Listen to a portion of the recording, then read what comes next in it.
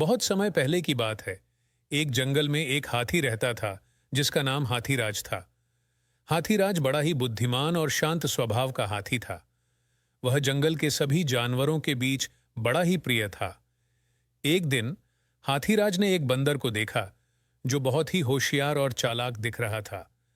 हाथीराज ने बंदर से मित्रता करने का निर्णय किया और उसे अपने साथ जंगल की सैर करने के लिए आमंत्रित किया। बंदर ने इस मौके को ध्यानपूर्वक इस्तेमाल किया और हाथीराज के साथ मित्रता करने का सोचा। वह नकेल करके और मिठाइयों के साथ हाथीराज को बहुत प्रभावित कर लिया। दिन बे दिन हाथीराज और बंदर की दोस्ती बढ़ती गई। वे साथ में खेती में जाकर खेतों की देखभाल करते और जंगल में घूमने जाते। एक दिन जंगल में एक भयंकर सांप आया और जंगल के जानवरों को डरा रहा था। हाथीराज और बंदर ने मिलकर सोचा कि इस समस्या का समाधान कैसे किया जा सकता है। हाथीराज ने अपनी बुद्धिमत्ता और बंदर ने अपनी चालाकी का उपयोग करके सोचा कि सांप को कैसे भगाया जा सकता है। वे एक योजना बनाई और उसे अमल में लाने के लिए आगे बढ़े।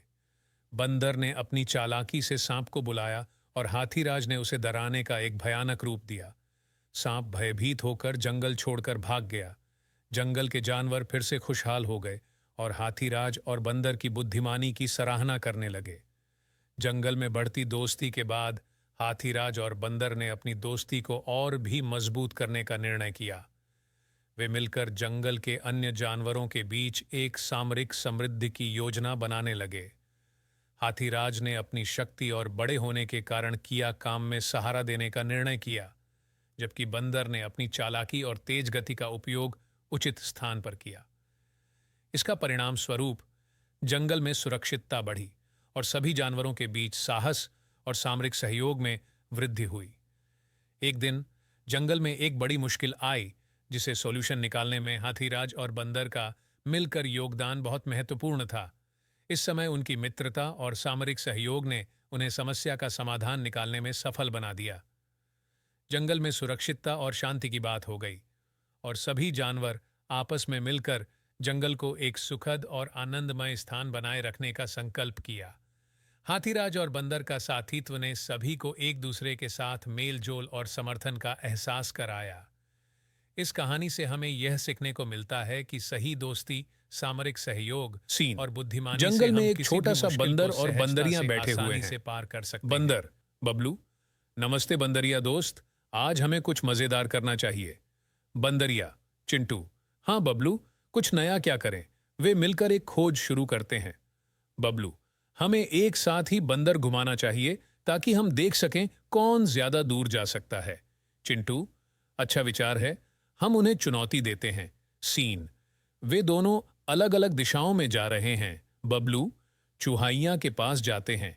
हे, क्या तुमने कभी बंदर को देखा है? चूहाइया, हाँ, उसने तो हाल ही में यही से गुजरा था। सीन, बंदरिया भी अगले दिन कुछ दूर जाते हैं और दूसरे बंदर से मिलते हैं। चिंटू, क्या तुमने किसी को और भी देखा है जो हमसे दूर जा सकता है? बंदर, हाँ, एक ऊंचे पेड़ पर एक बंदर है, वह बहुत दूर जा सकता है। सीन, वे तीसरे बंदर के पास जाते हैं और उसे चुनौती देते हैं। चिंटू, हम एक दूसरे से मिलकर देख सकते हैं कौन दूर जा सकता है। तीसरा बंदर, ठीक है, लेकिन शर्त यह है कि जो हारता है वह जिसके साथ दोस्ती करना बंद कर देता है। सीन, ये तीनों बंदर एक साथ ऊंचे पेड़ पर जा रहे हैं। बबलू, हम जीत गए चिंटू, लेकिन हमने तो यह तय नहीं किया कि तीसरा बंदर हमें ज्यादा दूर जाने देगा या हमने उसके साथ दोस्ती करना बंद कर देना है। चिंटू, हाँ बबलू, हमें यह सीखना चाहिए कि दोस्ती और मित्रता हमेशा जीतती है। सीन, तीनों बंदर मिलकर मित्रता का आनंद लेते हैं। एक सुपरनैचुरल ट्विस्ट। सीन, तीनों बंदर पेड़ पर बैठे हैं। एक आसमानी तारा चमकता है। आसमानी तारा, तुम तीनों ने सच्ची मित्रता दिखाई है, मैं तुम्हें एक विशेष वरदान दूंगा। सीन, तारा से एक चमकता हुआ विशेष आभूषण गिरता है। बंदर, ये क्या है? तारा, ये तुम्हें सुपरनैचुरल शक्तियों के साथ नए दोस्तों को पहचानने की क्षमता देगा। सीन, तीनों बंदरों को अब सुपरनैचुरल शक्तियों का अनुभव होता है। चिंटू, हे, मैं अब दूर की चीजों को देख सकता हूं।